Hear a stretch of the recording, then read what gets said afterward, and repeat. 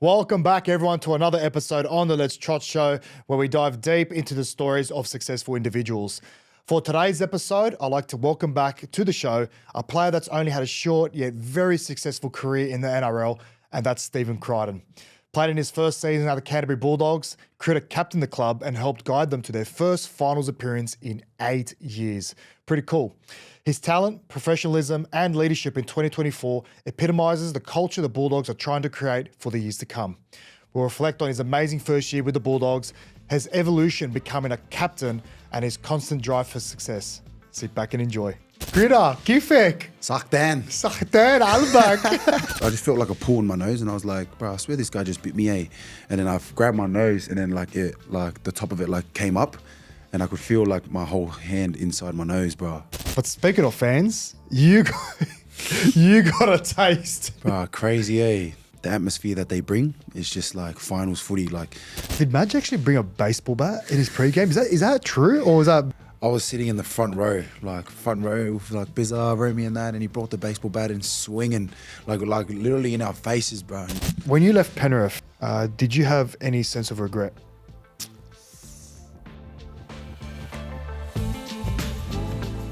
Critta, kifek. Saktan. Saktan, Albak. How are you, brother? I'm good, bro. I'm good. How's your Arabic going? Nah, it's going good, eh? I don't know if Kiraz is teaching me the right words, but yeah, it's been mad ever since coming to the club and that, and being around more Lebanese people and that, and around the club and the fans and that, so it's hectic. They go off, bro. You're a Lebanon now. 100%, bro. Everywhere we go, they get like kind of shocked every time someone's... Oh, man. You know what? Look, your mate Kicks. See?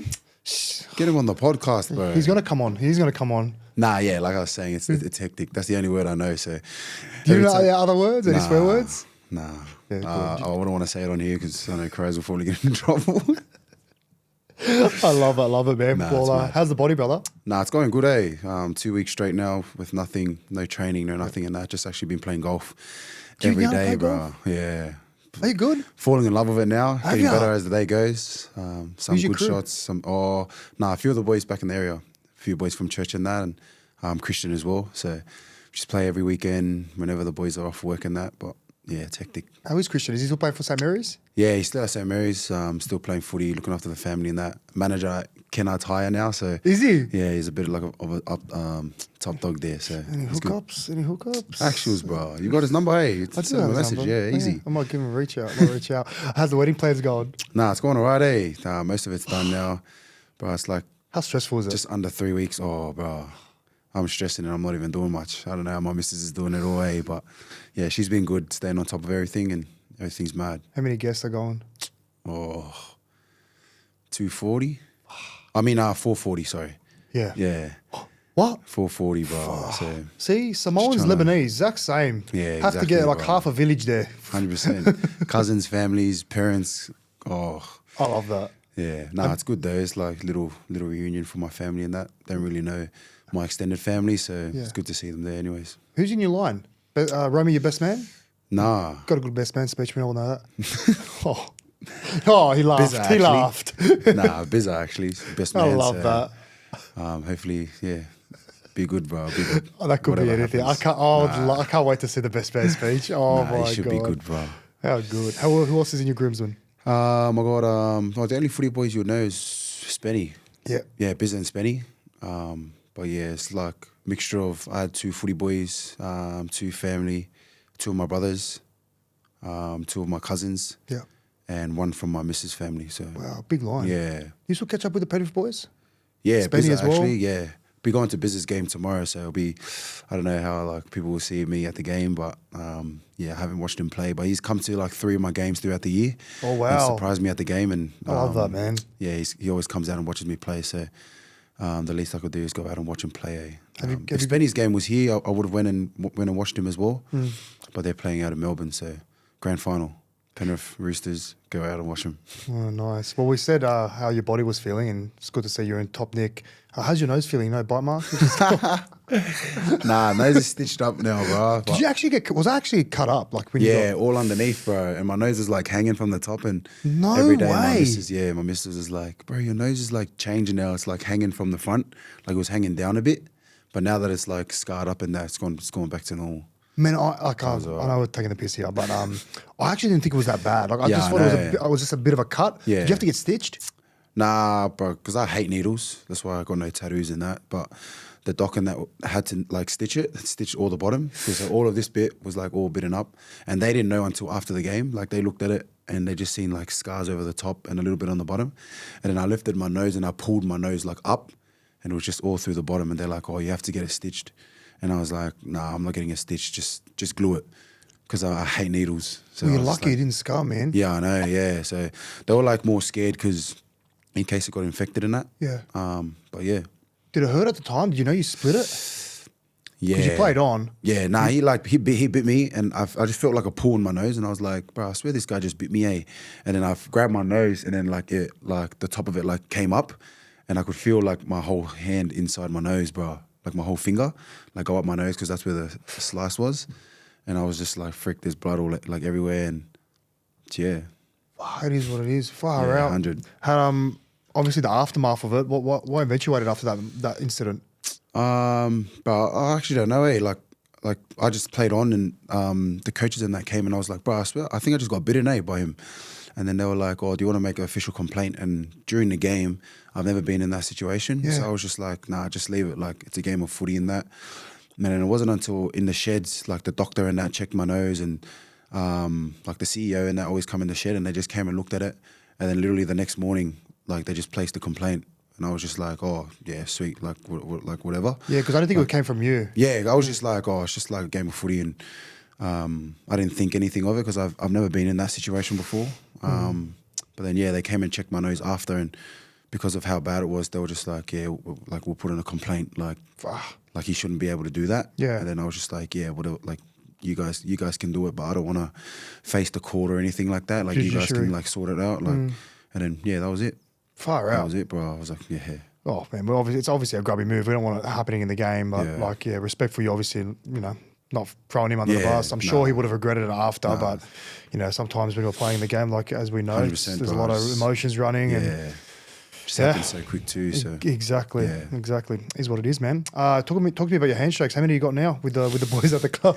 Nah, I've got heaps, but there's still a few boys that I don't have it with, and I feel like bad, like because game day it's the best. Like how like we all meet in the team room and the boys are like pumped and the music's playing to leave to the game. And when I get there, I probably get there around like last. Like I'm like the last person. I walk in with the speaker and that. And all the boys are sitting like on the tables eating and that. And I do like handshakes with all the boys. And there's still a few boys that like I just do a normal handshake with. And it's a bit weird because I do handshake. Oh, normal handshake. Like, and all those boys, I need to get a handshake with them. So I got like, it's just smooth through everyone. I don't know how you do it. I don't know how you do it. I struggle to remember our handshake. That's what. I'm surprised you still remember it, bro. See, hey, hasn't left, man. I don't forget. It still comes up on my TikTok too. Like when we scored that try. And, yeah. What game was that again? We're in the pink jersey. Oh, Gold Coast. Yeah, Gold Coast. Yeah, it'll be one of them. Yeah, I think we played at Seabus. Yeah, I scored in the corner, I think. Yeah, and I came over, and that was the first thing you did. Yeah. Good times, memories. Getting me emotional, man. Daily M's around the corner. Yeah, did you get the invite? Sure you did. Yeah, I did. Love that, bro. Happy for you, man. Yeah, well, what are you going in the running for? I don't know. I haven't really like thought of it. Like, but yeah, I'll just go there and have fun with the boys. I'm actually hoping like Kiraz and that, like get Winger of the Year and that. Like that's probably more what I'm excited about. Like seeing those boys and hopefully again like Ciro getting Coach of the Year as well. It's been a massive year for the club as well, and to get those little awards for the boys is like massive for the club and just motivates the boys for next year too. It's been a mad year as it is already, but to get those recognitions for the boys, Kiraz and Ciro will be hectic. Are you surprised how the year panned out? Because I remember speaking to you last time you come on the show, and you were pretty confident that you guys will be playing finals footy this year. Yeah. But obviously you always want to put your best foot forward. You always want to come out and back your club, back your teammates. Yeah. But in the back of your mind, like, how far were you actually expecting to go? Probably like finals, like to be honest. Like I would have came into the podcast, was that during preseason? Yep. That would have been during preseason, and that's probably where I first got the vibe of like I've been in like successful teams and what successful teams look like throughout the preseason, and we weren't like short of that. like when I came into preseason, I started early still, but the boys were already in for 2 weeks, and like just the way how fit they were. Our fittest player was Sam Hughes, and he's our like Prop. middle, and he was like pumping everyone in the 4-minute runs. What was he getting? Bro, he was like getting like average 11 for the 4-4. So you do 4 of them. Yeah. 4-minute runs, like as many as you can. Yep. For 4 minutes, obviously, and he was getting 1100 like every lap. Like that you was his kidding? average. Yeah, bro. And I was like, the last person I've seen like do that is like Dylan Edwards, yeah. And he's just like You he's were up there though. I remember you were up there. You had some Yeah. long strides off. Nah, that was Me and my stumps. Yeah. Go hard the first one, and then a massive drop way on the second one. Man, oh my God. But yeah, like signs like that, like, and I like, that was all like, that was my first time at the club, and I didn't know the boys' age groups. Like, I didn't know who was the older boys, who was the younger boys. There was a lot of boys there that I thought was older, but I was actually older than them. Yeah. And just the way that they're trained and like their maturity in that was like the biggest sign. I was like, like if we get our footy right, like get our mindset right, and get our training and stuff right, like we would go far. And that was probably what gave me the confidence. And yeah, even at the start of the year, you kind of don't know like whether you're going to go really good or really bad. But like in the back of my head, I was like, bro, it's actually going to go more good than bad. Like, and that was just the confidence that it gave me. I love that. Yeah, with the 4-minute runs where you're going 4-minute go, 4-minute rest. Yep. Yeah. And wasn't it like, you know, like the passing? Yeah. Like even that's tiring. Like, know. like when you're waiting Active and like, recovery. yeah. We're just standing there passing the ball, and but it's still like, yeah. Because I remember out in Penrith, obviously with the heat, I'll never forget the first time we did it. Just to put context out there for everyone. So a 4-minute run is when you start on the try line. Yeah. Try line to try line. Try line. 10 up and backs. Yeah. And which equates to, 10. Average is a K. 5 up and backs. Yeah. Which is a K, and that's your baseline. Yeah, That's you have to try and you get 4 minutes to run 100, as many hundreds as you can, and like you have to at least get a K, which is 10. Brother, appreciate you coming on as always. Easy, bro, my man. And you asked for cash to come on, but I don't have cash. But I have shoes. Free. And our friend's ShoeGrab, which I'm sure you're very My man Jay. Yeah, there you go. Easy, bro. Yeah, look, open them up. Yes, open them up. Wow. Jays, yeah. You can rock Jays, I can't. But this will be my first like pair of Jordans. What? Yeah. You don't own Jordans? Nah. Wow. They're sick. These man. are me, bro. They actually You reckon they're me or not? They're definitely you. They're not me. I'll have to find an outfit to wear it with. I've got short calves. They'd go up to my knees. They're nice, bro. They're hectic. Nah, thank you. Shout out to ShoeGrab, bro. Thank you, Jay. Thank you, Jay. Thank you, ShoeGrab, as always. Proud sponsor of the show. My man. I obviously spoke to Kiraz last episode, and I know you guys are very close and good mates, and speaks very highly of you. But obviously, 2024 was no doubt a very special year, not only for the club, but for you. Coming from Penrith, being involved in 3 premierships yourself, how do you view like your 2024 season individually?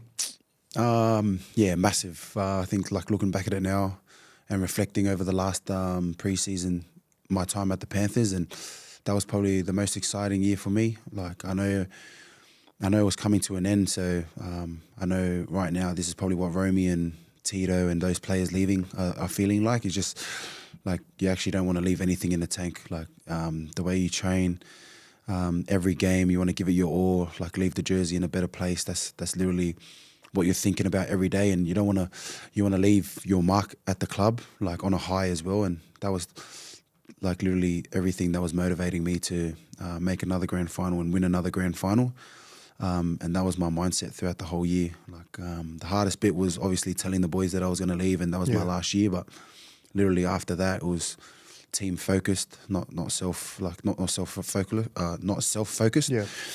It wasn't about me. Like the club is bigger than who I am, and that was my mindset. Just putting the team first, and anything that I could do to win another comp, like that's what I was going to do. And there was a lot of sacrificing that year as well, and just to win another comp. I feel like it's not so long ago that you and me played together. Like you were just a young buck rookie, raw, athletic. Very You always had the talent, but yeah, obviously a bit reserved. But now, like in such a short period of time, you're a club captain. Like, do you believe you were ready when you first got told? It was always a goal for me to be captain, but I always felt like I would have been captain for Samoa first before Dogs. Wow. And it literally came like so fast for me. And I always knew that I was going to be a leader coming to the Dogs because of what I've been through the past few years and the type of players that I've been around, like Yowie, Kles and that. And yeah, I've kind of learnt off those boys how to be a leader, how to talk and how to lead the team as well. And yeah, ever since getting to the Dogs, that was... I didn't want to change who I was and try and act like someone I wasn't. Like I kind of just wanted to be myself and lead in that way. Yeah, I love that. And that was me throughout the whole preseason. And yeah, kind of speaking to Ciro at the start of the year, like about the leadership side of things. And I was like, yeah, being captain probably wasn't the reason why I was coming here. I just wanted to come here for an opportunity and seeing the way that the direction the club was going. I wanted to be there and be there through the hard times as well. And they've had some hard times the past few years. And yeah, that was like a massive goal for me. But yeah, to be told to be like the captain was like massive for me and like a massive step in stepping up my game and in all the little details that I had to nail to not just lead the club, but learn how to lead myself first before leading the club.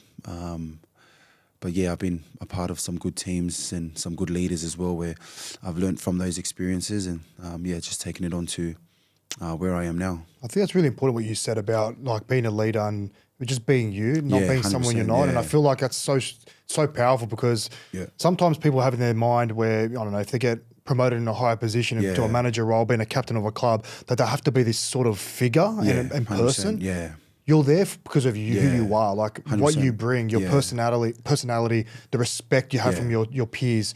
I want to know as well, like, how did the decision come about? How was the conversation first brought up to you? Well, when we went on the army camp, like, context of the story, we went on the army camp and we've been on the army camp before, right?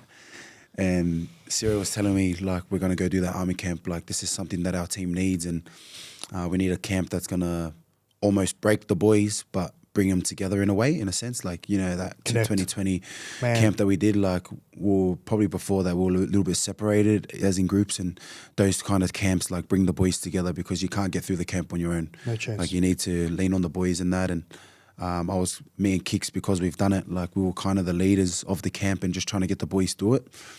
There was a lot of nervous faces in that going into the camp, but that's probably where it started, just leading the boys in that way. And even back to pre-season, just kind of setting the standard of what a top 4 team looks like and just trying to get that message through to the boys that what happens in the pre-season is like that's what comes out in those big games. And small little habits of like dropping the ball at training. You kind of probably think dropping the ball at training is like, oh yeah, that's normal, it's all right, don't worry about it. But those little habits that you let slide come out in big games. Like 100%. It could be coming to a big game and like you've been dropping the ball at training and you're going to drop it in the game just because you let it happen at training. And that was like the little messages I try to get across to the boys, like build good habits and all those habits that you do at training comes out on the big stage. So when you're in the big stage, it just kind of like just autopilot, like, because you've done it so much at training, it just comes natural. Like your movements, your tackling,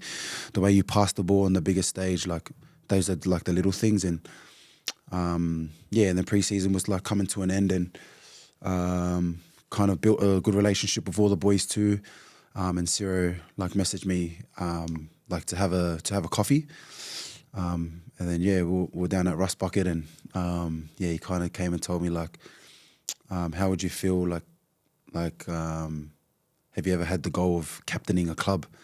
And bro, it just like hit me, and I was just like, wow, like no, I've never really thought of it. Like I've always kind of been the person to like sit back and we've got leaders, but I'll push like from the bottom, like kind of thing. Like I've never been the person to be at the top and lead the boys that way. And then he just like kind of asked me like, well, everyone at the club and all the boys reckon you should be captain of the club.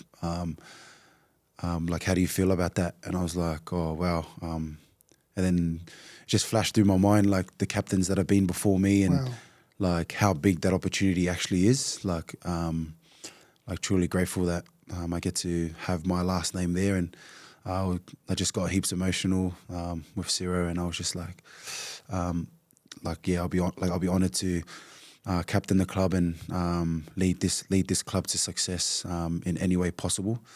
And literally the next morning, he announced it to the boys that I was going to captain, and literally from that day, everything I did, to the smallest actions to my biggest action, it was to put the team first and put the club where it's meant to be, and that's a top 4 club. And although we fell short this year, it's just a massive success of where the club wants to go. And a lot of people kind of forget that there was like 10 to 13 new players come to the club, and for us to get to where we were is a massive testament on where the club wants to get to and where we want to be in the next couple of years. And that's to win a comp. So that's how the whole captaincy and things came about. Wow. Massive, bro. Wow, man. Yeah. Round 10, you play Penrith. At Penrith. What was that like for you? Bruh, hectic, eh?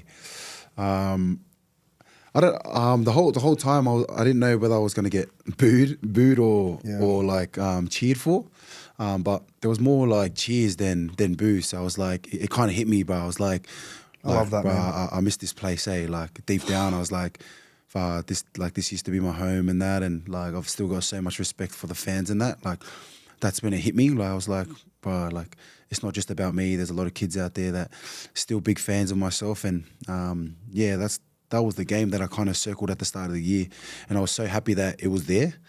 But obviously, you've been to the sheds, bro, on the other side, the away sheds, and just the whole experience of it, and just like playing my heart out, and especially going up against them, like that's probably the first time I felt like that's why they're so good. Like especially running into Fish, running into Moss, like they're hard blokes to run up against, and to be playing on their side the past couple of years is like, it goes by like you actually don't know how grateful you are for your players until you're on the other side versing them, and like that's why they've like gone, and that's why they're going on to another, like leading into another grand final probably after this week, and that's probably why they're so good, just running up against them and defending their shapes and going up against Nathan and Romy, and like how good they are to pick the right pass at the right time, pick the right kick at the right time, and just the way that they suffocated us as well. And that's what a top 4 team looks like. And it was a good experience for myself as well going up against them.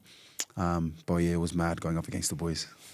Man, like there's 2 things I want to talk about that as well. Like you talk about the fans. Like every time I played when I was at Souths and playing against Penrith, like I thought the same thing. Yeah. Like I don't know, for me it was just such a strange feeling, man. Yeah. Like being at a club for 9 years, almost a decade, going through the ups and downs, and then I don't know, like you could probably back me up on this. Like after that 2020 year, the connect, like we talk about connect. Yeah. I felt so connected. Yeah. Like I actually felt part of a brotherhood. Like that's 100%, genuine. yeah. Like the sense of appreciation I got when I actually left, and reciprocates to what you're saying right now, it was beyond what I was expecting. Like I talk about grateful, and I actually had this discussion. I went to see the boys' captain's run before the Roosters game.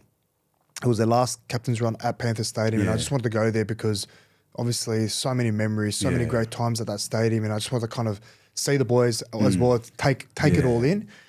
And I don't know, it just feels like I never left. Like the way I was speaking to them, and I don't know.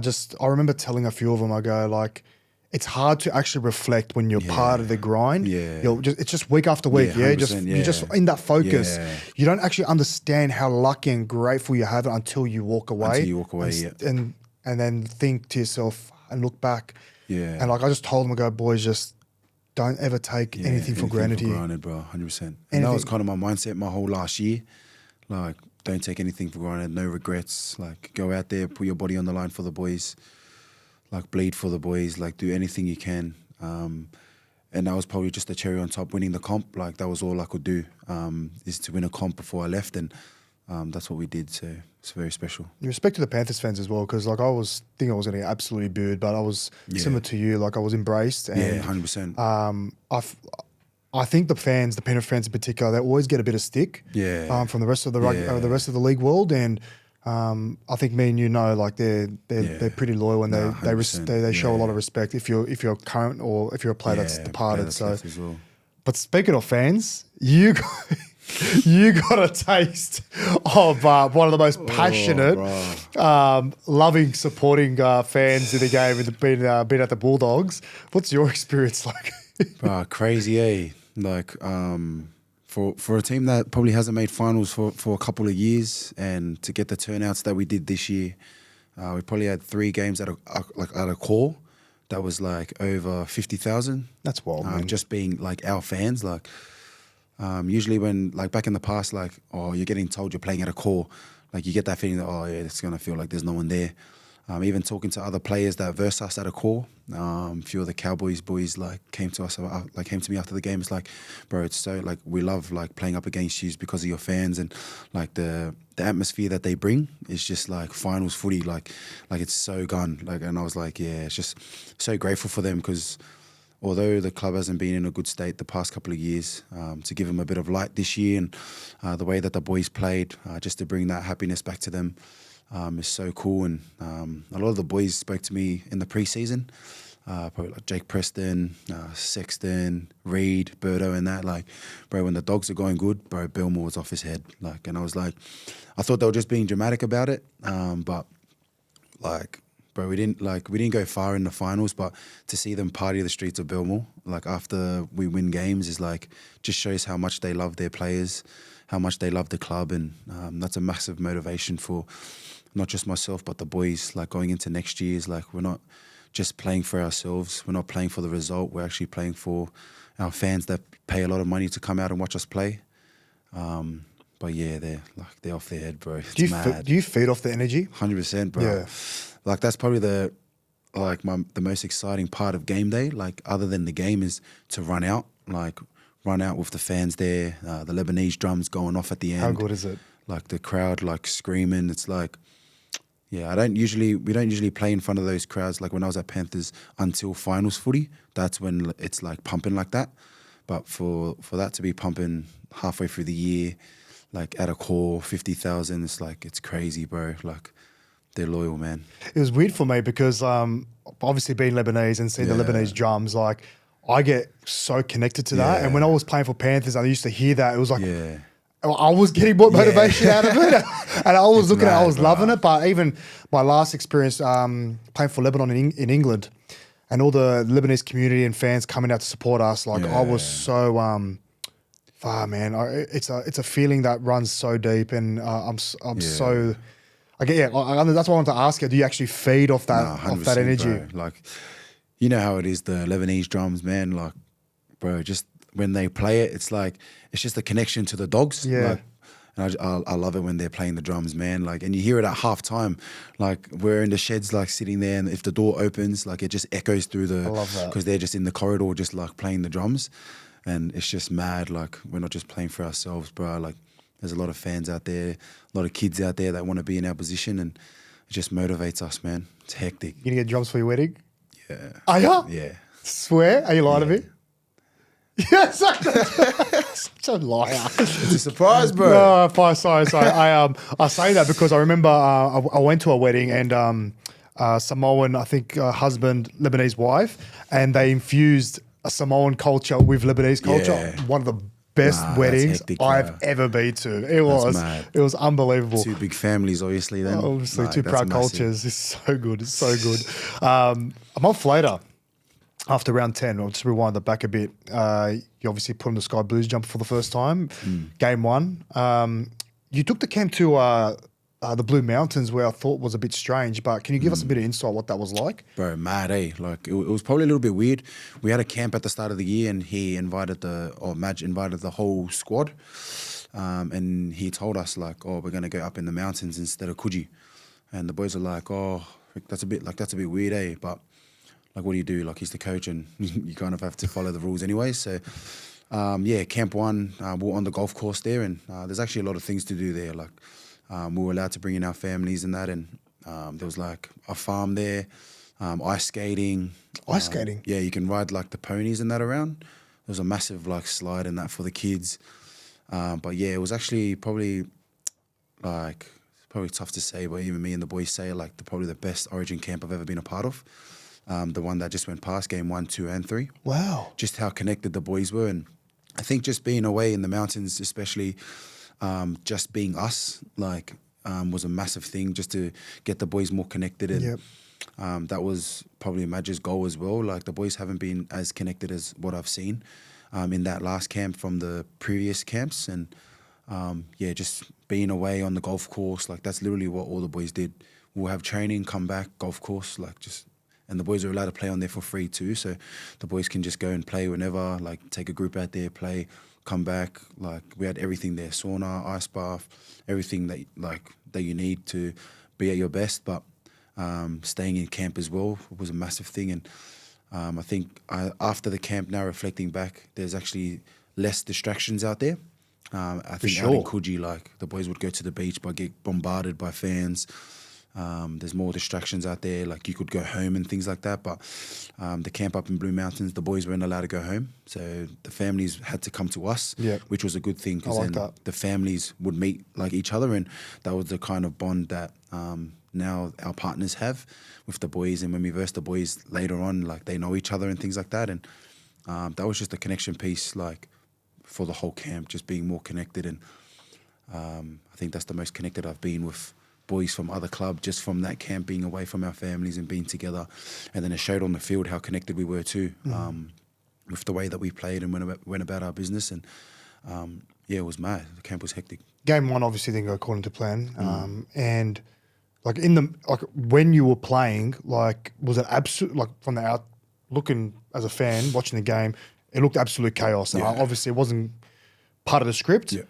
How did you handle that during the game? Like, could you feel that pressure? 100%. Yeah, like, bro, it was the first, like, our first set defending, and Suig, like, probably, like, insight, like, we're just, like, going to be aggressive as centers. Like, like, me and him, we sat down and spoke, like, let's just try and be aggressive, because if we're not aggressive, Reece Walsh is going to right mindset. Tear us apart. It was just poor execution. Yeah. Like, so, like, like, once I seen him do it, I was like, he did what I said, but...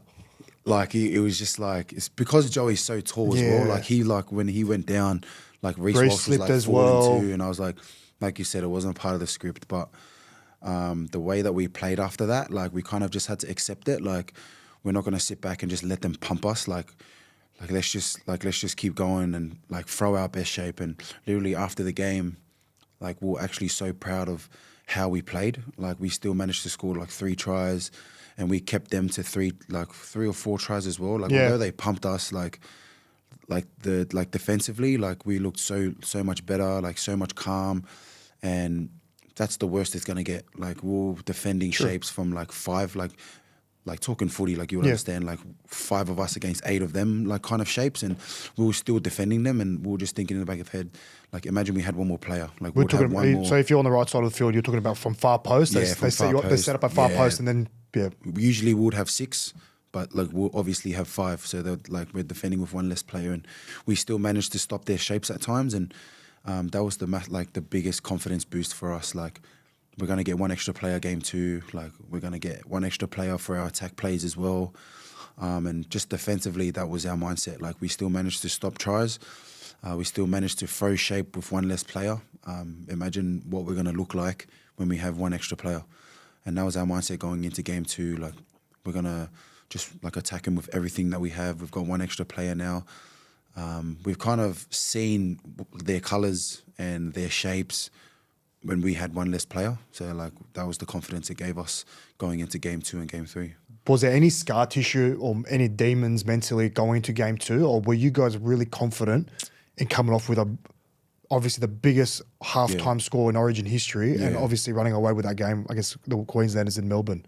Nah, like game 2 was probably like, we always referred back to like the leaders literally got together earlier than the camp expected. Who were the leaders? So the leaders were Trot, Jake Jabovic, Yowie, Payne, Romy, me, Cam, McInnes, and Muzz, Cameron Murray. And the leaders like kind of got together, and we always debrief like what we did good throughout the camp and what we did bad. And that was probably the biggest like little blessing, because the boys like just with every training, like we're going to train the way we play. Like like we have nothing to lose now. Like we have to go out there and play our best footy, and that was our mindset throughout the whole week, and that was our best training week. Just with the boys knowing like it's either we win or we're done. Like winning is the only result we're going for. The only option. Even in the little moments, win it. Win the little moments. Win that tackle. Win your play the ball carry. Like everything that you do, win it. And that was our mindset going into game 2. And yeah, everything just clicked for the boys just because of how well we trained throughout the week. And yeah, that was the way that we attacked game 2. Did you feel disrespected by the Queenslanders? Because it looked like you guys were playing with an extra bit of aggression and spice. You were getting the face of Cherry Evans a couple of times. It looked personal anyway. Yeah. Was it personal, or was it just business as usual? It's another game. We're just going to play it. Like 100% it was personal. Like, especially in the Origin Arena, I've looked back at the past couple of years and we've always been looked over. Like, we've always been, like, not bullied, but, like, they get away with a lot of things, like, and that's Origin, you know, like, like little elbows, little like niggles, like little things like that, like, and the referees like don't do anything about it because like we just want the game to go, and that's the Origin Arena, right? And yeah, myself personally, like that's probably when I'm at my best, when I'm being aggressive, and I'm protecting the boys, and I'm going after the game, and that's just probably wasn't just my mindset, it was the whole team's mindset. Like, we're going after the game. Like, if there's a loose ball there, you dive, you put your head where their feet is, and you win that ball, and you win little battles and things like that. And that was just my mindset personally, and I feel like that was the mindset of the boys as well. I love that, man. Yeah. Game 3, obviously, in Brisbane. Talk to me about the lead up to that, because, you know, history doesn't bode well for New South Wales with Origin deciders up in Brisbane and in Suncorp. Personally, your emotions, your mindset towards the game, give us a bit of insight about that. Yeah, nervous, eh? Like, but it's kind of like only nervous if you make it nervous kind of thing. And Madge kind of got that message across, like, and he made me feel very, like, he made the boys feel very comfortable with the way he spoke, the way he got his message across of the game plan. At the end of the day, like, it's just the patch of grass that we're playing at, which is the words that he used, like this, like, whether we're at Sydney, whether we're at Melbourne, whether we're at Suncorp, it's still a patch of grass that we're playing footy on. It doesn't matter if we're getting booed or we're getting cheered for. Like, the only thing is what we're doing. Like, we can control what we're doing, and that was like the message. And like, it was all process driven. Like, the past couple of years, it's been like, oh, frick, like we're going into Queensland, like we're expected to lose. So if we lose, it's all right. Like, that was kind of the thing. Like, yeah, you're expected to lose, so if you lose, it's all right. Like, that's all right. Like, it's always been like that kind of thing. And the way that Madge like spoke throughout the week, it just made the boys calm that our game plan is good enough, and if we get the game plan on, like, we'll score enough points and we'll save enough tries to like to win the game. And that'll take the noise, that'll take everything out of context of what the game plan is. And you've probably seen as well, we were training at a grammar school up in the mountains, and they got the school and that to come out, and Madge had like 6 massive speakers around us. Bro, it was loud. Like, I couldn't even speak to Lomax, and he was right next to me. I love that. Like, I had to like go like right to his ear and like talk to him during there was like breaks and stuff. Yeah, just the way that Madge did that was probably like we've been there before kind of thing. Not obviously been there, but like the noise and that is actually not a distraction. Train how we play. Yeah, exactly. So, excuse me. But yeah, just the way that Madge did that was probably like kind of just gave us confidence. Like, we had to be loud, like body language, like not even like talking to someone, but that eye contact, like, I need you to be here, like eye contact with Dylan on the way back, like just all those little small things that, like, if you go the wrong way, like, that's just the opportunity for them to get their play on and score. And just we knew that it was going to be loud. So yeah, the way that he did that was mad. What is Madge's approach as a coach? How do you describe him? I was actually scared, bro. Like, to be honest, or not like scared, but like nervous, because the only impression that I had of him was Tiger Town, that video, and how he like approached those boys. But bro, to be honest, he's actually like so good. Like, he's not the person people think he is. Like, He's like screaming, very like passionate. Yeah, very passionate. Yeah, so, and which is a good thing. Like you want to be nervous because you don't want to let your coach down. Yeah. And just the way that he got the message across, like this is how we need to be. Like, and he sprayed us a couple of times at training and stuff and things like that. But just not because he was angry, but because like he's so passionate and he wants to put the jersey in a better place. And for him to be like that, it's just like you got that chip on your shoulder, like. Coaches putting trust in you to get your job done, get your job done. Like that's all you got to do. Do your job, role. and everyone else does their job. Like you'll be fine. You don't need to overthink it. Don't need to overdo your play. Just do your job for the team. And that was the kind of message that like you got across, and just made the boys feel comfortable. My first interaction with Madge was funny enough when I got asked to look elsewhere at Penrith, and I had a meeting with him at his house. Yeah. So. Drove down to his house, bit nervous, didn't know what to expect. Never met with another coach from another club before. And he put on a mad spread for me. Like, introduced me to his wife as well. We sat down, we spoke footy. And I just had a tremendous amount of respect for him after that meeting. I was exactly like you. Like the only thing that I knew Madge of was back in South, like rule with an iron fist, passionate, like always on edge. But I got the complete different vibe off him.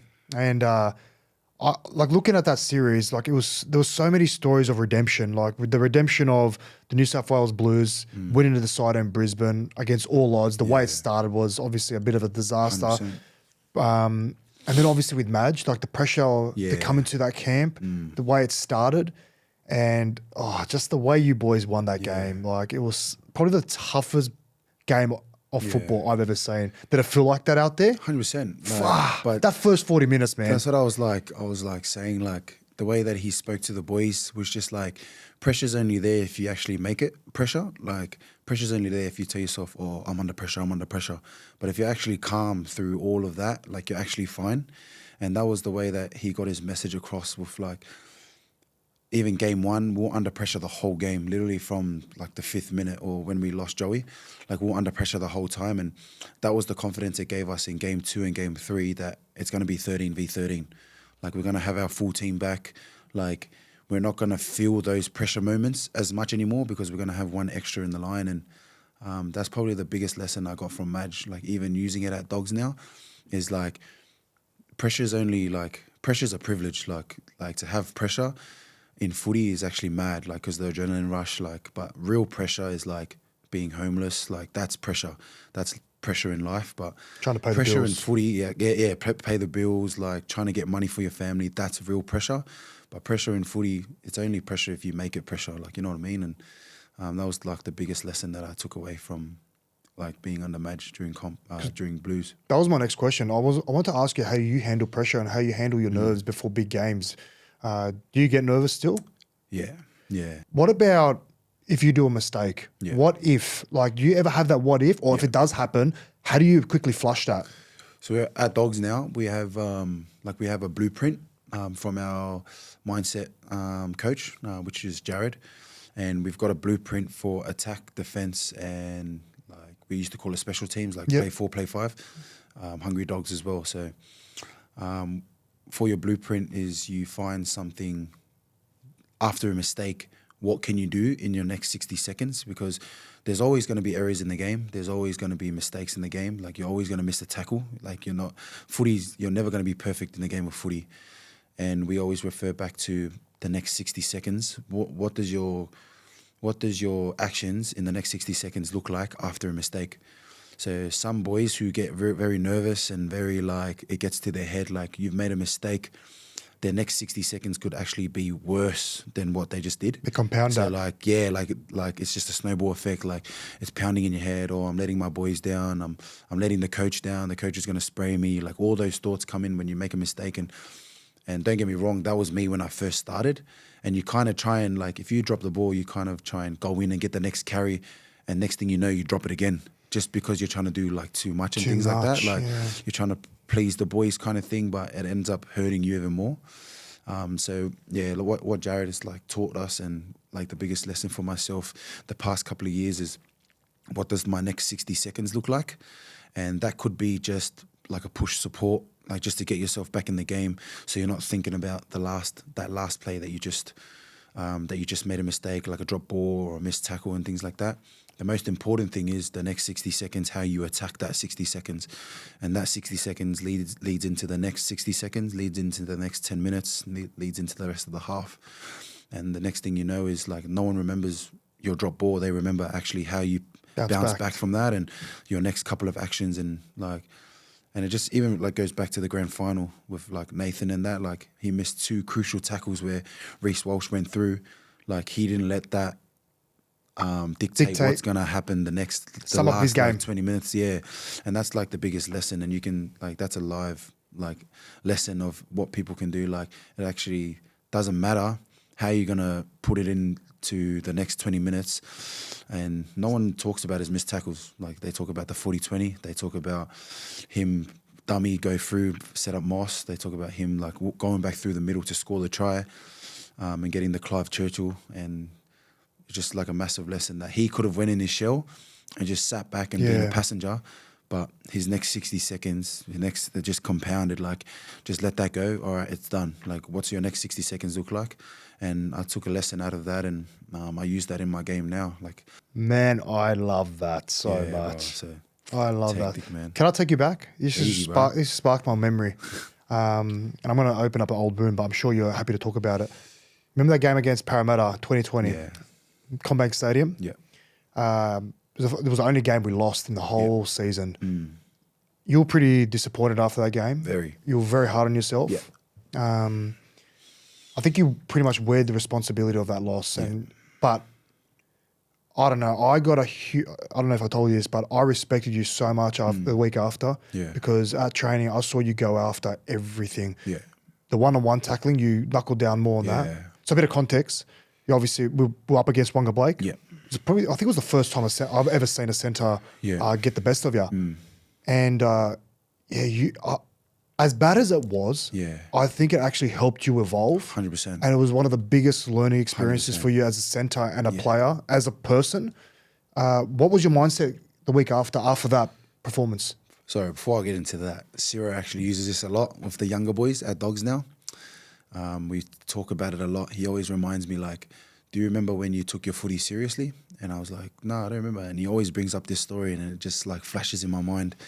And yeah, you were right about it. Like we were having the season of the season of our lives, bro. Like we were like 17 straight throughout the comp and we came up against Para and we were winning the whole game and we were up by 4.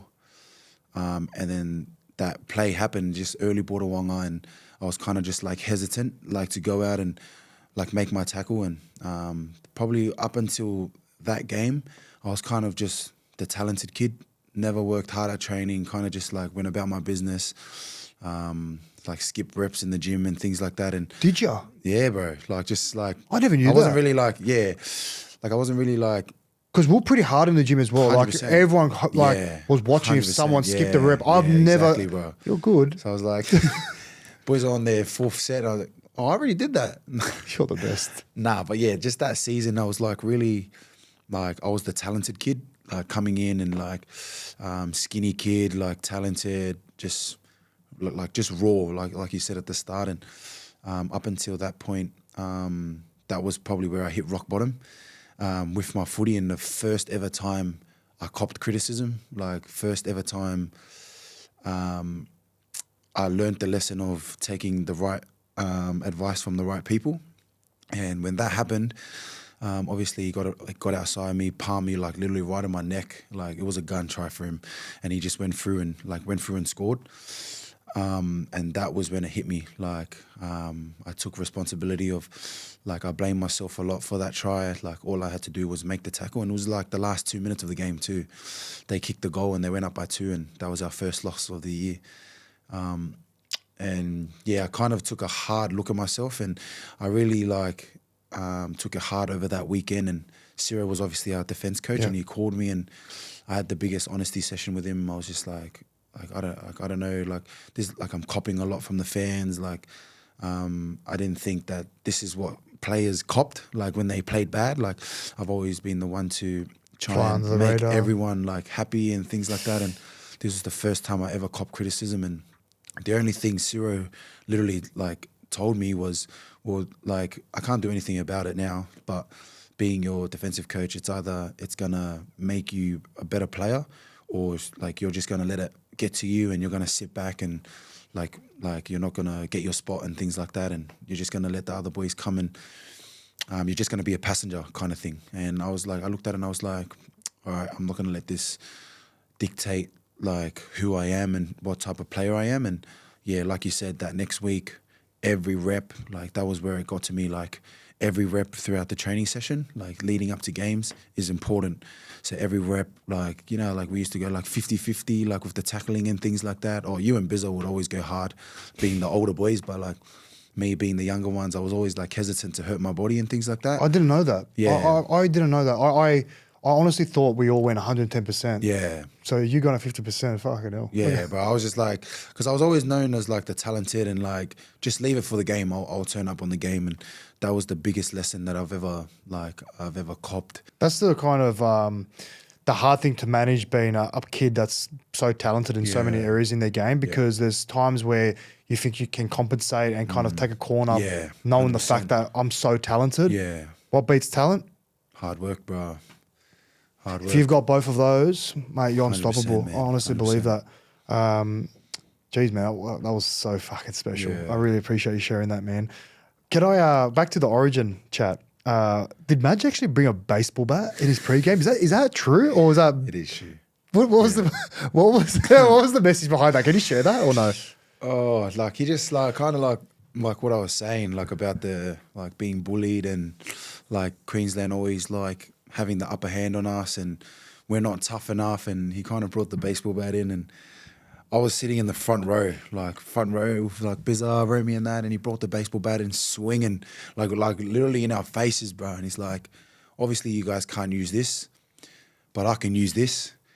But you guys have your shoulders as baseball bats. Like, as much as you guys want to use the baseball bats, use your shoulders, use your freaking elbows, like use everything you have, like to bash these Queenslanders, like things like that. And that was like the message behind the baseball bat. And like leading up to the game, he'll walk around the resort like holding the baseball bat. Like, bro, it was so funny, but yeah, it was mad. It was hectic. Did you feed off? Did you get 100%, bro? Oh, like, I would have seen fire in my eyes. The head coach, like, and leading into the game, bro, we're going up against like Penrith under 16s, like for like our opposed, like, and he's revving us up with the baseball bat, like, hit these, can't like hit them, like, and we're going up against. This is before we run out to field session with the under 16s, bro, and all the boys are like, all right, and Teddy and Trob, sorry, and Trob's like, bring the boys in. All right, boys, just calm down a bit. Like, we're going up against the 16s. Like, do what we got to do for training, but still don't want to hurt these young kids as well. But like, yeah, that's just the way that match was, bro. It was hectic. Imagine some poor 16-year-old coming and then bro, I love that. That was Gus though. Angus Crichton, like he is the definition of train the way you play. Really? And he motivates me to be like that. Like I go back to training and I speak to the boys and I speak to Ciro and Chad Randall and that, like, bro, he is on a different level. Like if we do edge v edge, the only way you're stopping him is tackling him, like hitting him. If you don't tackle him, he's running you over, like no matter what. And he doesn't care. He doesn't care. Like he does care. Like he cares for the boys and protects the boys. But like when he's training, he's going hard. If he hits a line, he's hitting a line to break the tackle. Like, and the boys are like holding him and he'll still pump his legs. Like, and I love that, bro. Like I love players like that run hard, like train the way you play. And you know what you're going to expect from him. And no doubt, like he was one of our best players throughout the whole like season, throughout the whole series, and it was literally because of that, just the way that he trained, and you know that he was giving you 110% through training, and you know that he was going to turn up for you on game day. It's so funny because like early in my career, people that did that, like used to cop it. 100%, oh, here he is. Yeah. Oh, test match. Here he is. Who was he think?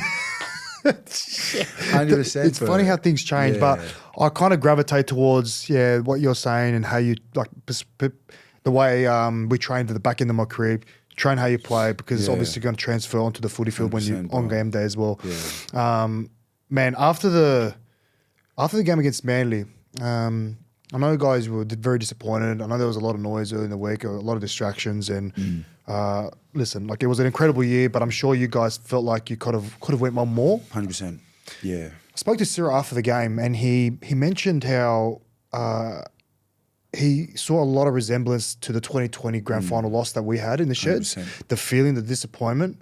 Was that? Did you feel the same in the sheds after Manly? Yeah, 100%. Like, just the brand of footy that we're playing, like, it was like so disappointing that it came to an end, and that we were probably the better team the whole game. Like, up until like the last probably 7 minutes, I think it was, like, we just kind of not fell apart, but like just flinched, like, you know what I mean? Like, and we just didn't like nail our game plan the last 7 minutes. And although we lost, like, deep inside me, that was probably playing through my head, 2020, like losing the grand final. And the disappointment is probably the motivation of where we want to get to. And I've said it earlier in the potty, like, a lot of people forget that we're a team, like 13 new players, like a team that's literally just come together like 10 months ago. Yeah. And to make it this far was probably the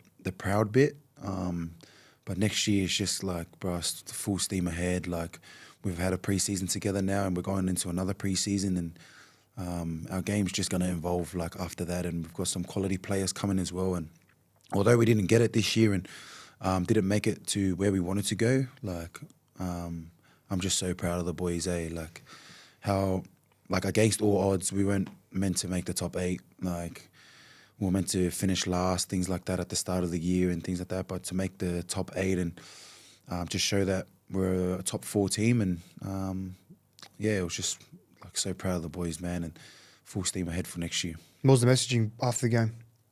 No, he was just saying to like be proud of where we got to, but obviously taking in the lessons. Like, we want to get to that position next year, being the better team throughout the semi-final, being a better team for the 70 minutes, and when it gets into the last 10 minutes, finishing the game, ice the game. And those are the lessons that we want to put into the boys through the preseason, that every rep counts, every rep throughout the preseason counts. Even our mindset leading into the year, like last year, like, I knew that we were going to make finals footy, but like, like, you aim to be a top 8 team, you're going to be a top 8 team. Like, throughout the preseason, we want to be a top 8 team, and that's what we got this year. We were a top 8 team. I think the goal this year is to be a top 4 team going into those big games and those big stats, and like, that's the way that we need to train. And that's the message that I want to get across to the boys throughout the whole year is, you want to be a top 4 team, you got to train like a top 4 team. Act like it, eat like it, walk like it, freaking do everything like it, like ice bath after training sessions, every rep in the gym, like, that. And that's how it's been the last few years at Penrith, and that's just the message that I want to get across to our boys. Our boys are like, they're so dedicated to it, but so raw as well, and like so young as well. And this year, although we didn't get where we wanted to, like, they just matured so much throughout the year. You know how you just described your team? It's a similar blueprint to what other team? Penrith. Yeah. You find that? Yeah, 100%, yeah. Like the way we started in 2020, like, I know there was a few experienced guys, myself, Jimmy Tarmow, Uppy, you can throw in Yowie. Yeah. I think he was like 26, but he looked 40. Dino as well, but yeah, like, predominantly all young guys. All young, you, bro, Romy, 100%. Bizza, Yeah. Nathan, Fish, Mitch Kenny. And that was like literally the lessons of it, bro. Like, we lost the grand final, and that video always plays in the Penrith videos where Nathan's getting interviewed after, and he even says it in that, like, it has to motivate us for next year. Like, we're going to get to this position next year and we're going to nail it.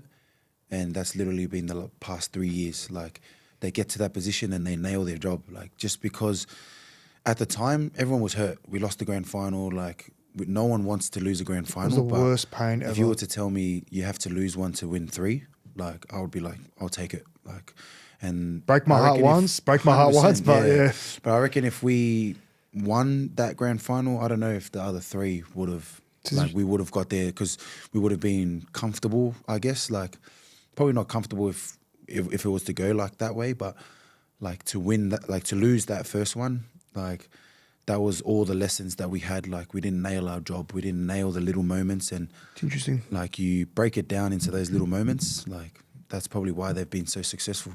After 2021, you go into the 2022 season with Penrith. you talk about motivation. Like, how did you guys rejig and start over again and find that motivation to win yet again another premiership? I think just the feeling, bro, of winning the comp. You want to get there again. Like, that was probably the main thing. Like, The main drive? the main drive, probably not the main drive, but we knew what worked for us, and we knew our style of play was good enough to compete with anyone. We were fit enough. We were the fittest in the comp, best defensive side.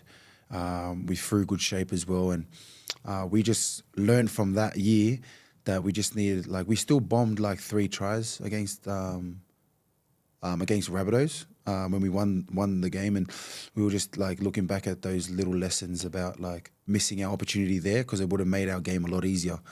And that was literally like the whole preseason, just nailing our role, nailing when the week comes. We're not looking September, or we're not looking October.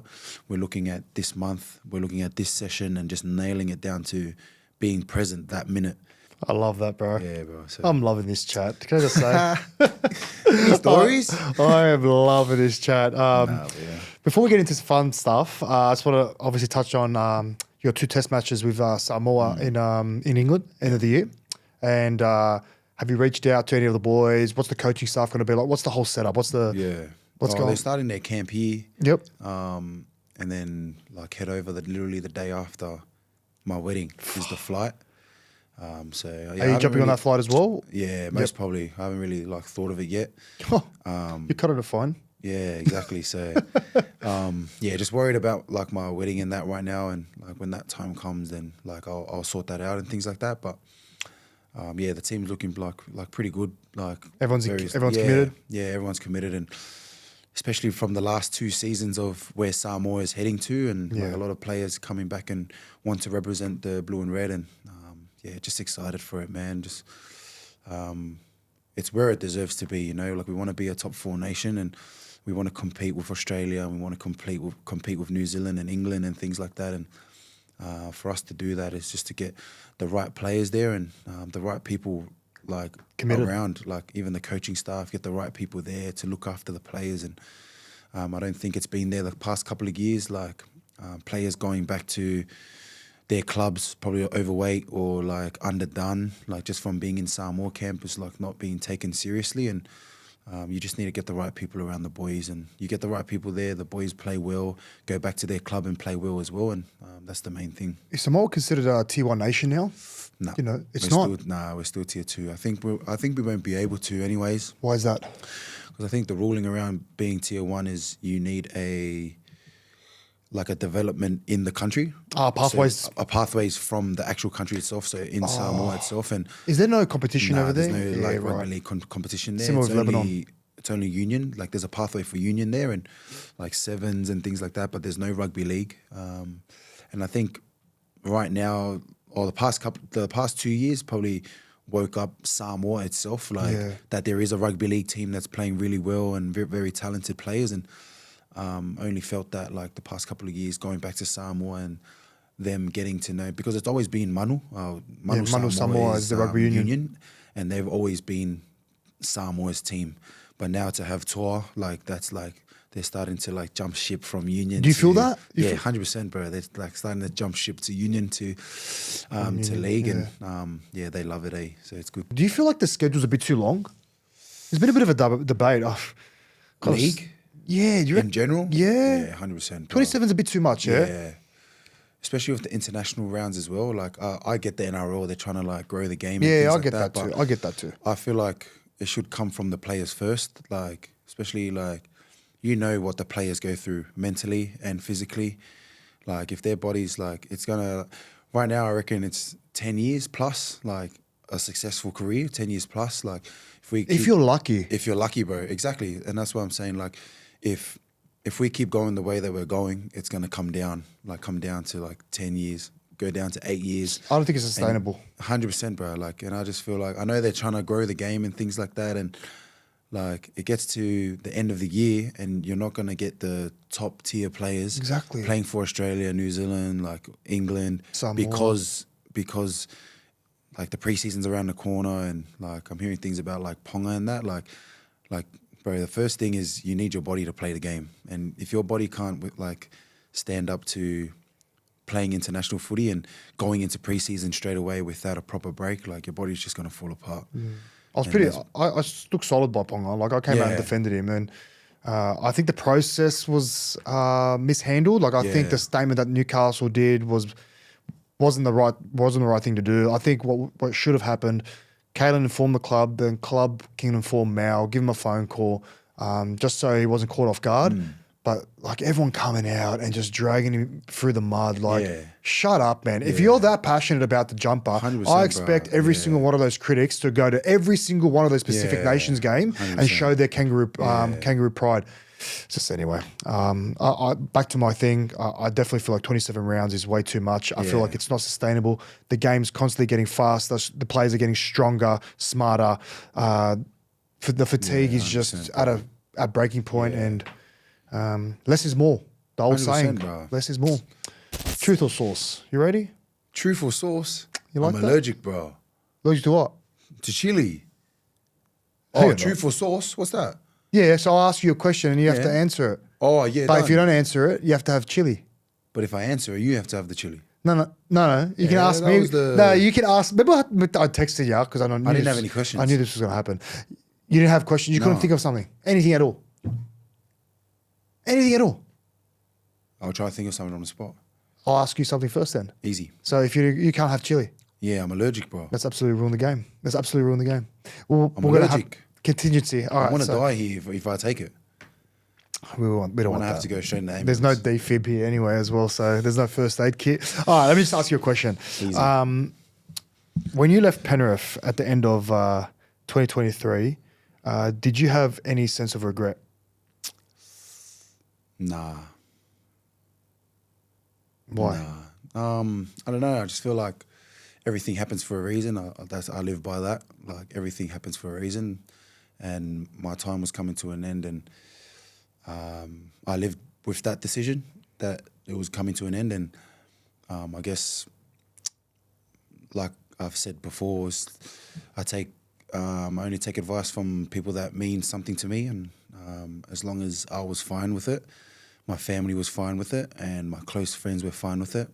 Anyone that has an advice, like they can have an opinion, but I had a purpose. I had a purpose before my like other people's opinion, and I've always lived by that too. And like I don't have any regret. Like I miss the boys. Don't get me wrong. I miss playing with the boys, going into training with the boys, and but I think this decision of me leaving has made me a better person and made me a better player on and off the field as well. And I've made mates that I reckon I would never have met if I left. I've met the Lebanese community, bro, and I've fallen in love with the Lebanese food and like things like that I reckon if I was to stay at Penrith, I wouldn't have experienced that. And like me and my fiance now, like she loves it. Like don't get me wrong, it was probably the hardest decision, and we were a bit scared of where it was going to take us. But now looking back at our first year at the Dogs, like I love it, she loves it, like the whole community, the club itself. So looking at the bigger picture, like I don't regret it. I miss the boys. But those boys, Bizza, Romy, all the Penrith boys, like I can catch up with them whenever I want. But yeah, this journey of where I'm going and where it's taken me, this rugby league life and the thing, obviously not a regret for me. Talk about evolution, brother. I think is the best thing for you. Yeah. All right, another question for you. Will the Panthers win the 2024 Grand Final? I think yes. Yeah, I think yes. I think just because they've been there before, they haven't probably played their best footy in that, but just their last couple of games have shown why they have won the past couple of years. Just the experience that they've had.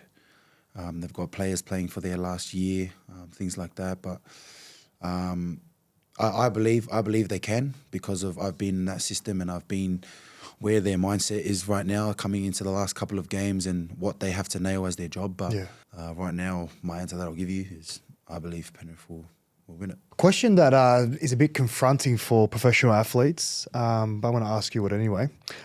Hit me. How long do you got till you hang up the boots? Do you think? Do I think?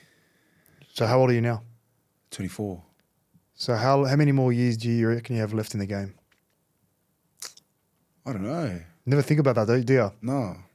Like, I don't know, anything could happen, you know, like, kind of like, I don't look too far. Like, I've told you this. Yeah, like, I earlier, know. Like, I know. But year after year, like I know. if I You're was trying to stay like, present. Yeah.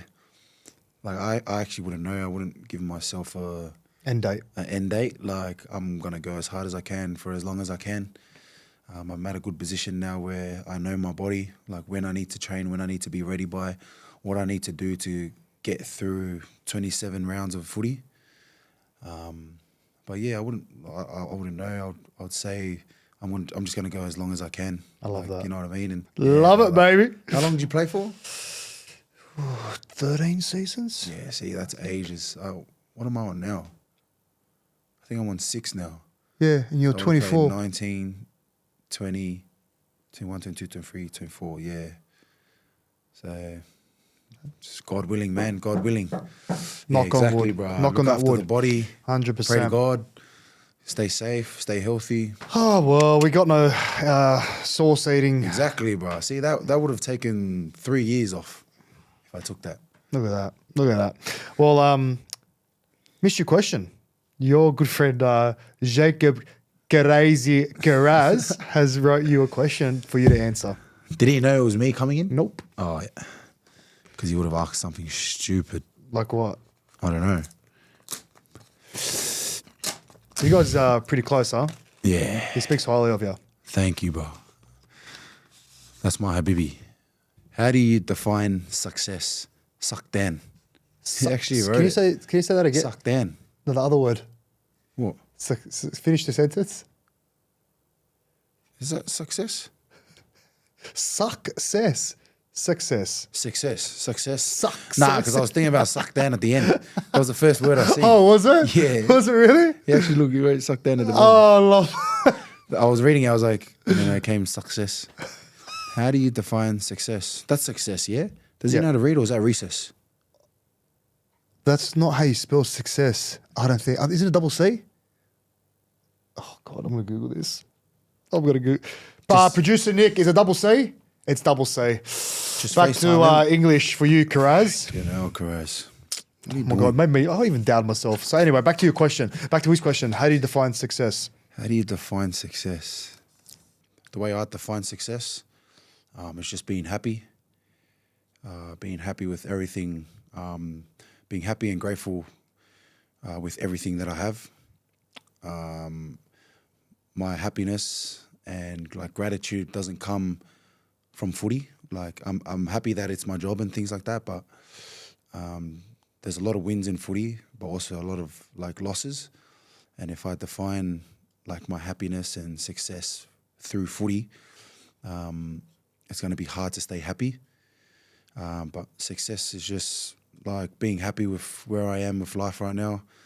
I believe everything happens for a reason, and from where my family first started to where we are right now, happiness is a massive thing for me and my family, and I find that that is what I see success as, and not just success with footy, but everything with the journey and the process. And I just find everything, it could be very good, could be very bad, a situation, but I still see my bad situations as success because it molds who I am right now, with everything that happens and things like that. But yeah, that's how I define success. I love that question, man, because it makes me really think, and it makes me feel a sense of gratitude. Like there's so many ways, like you said, to define success. Yeah. Like putting food on the table. That's I define 100%. that as success. Having a roof over our head, having a warm bed. 100%. Being a husband, being a father, having your own family, living out a career which was your dream and now is your passion. 100%. Sense of belonging. Yeah.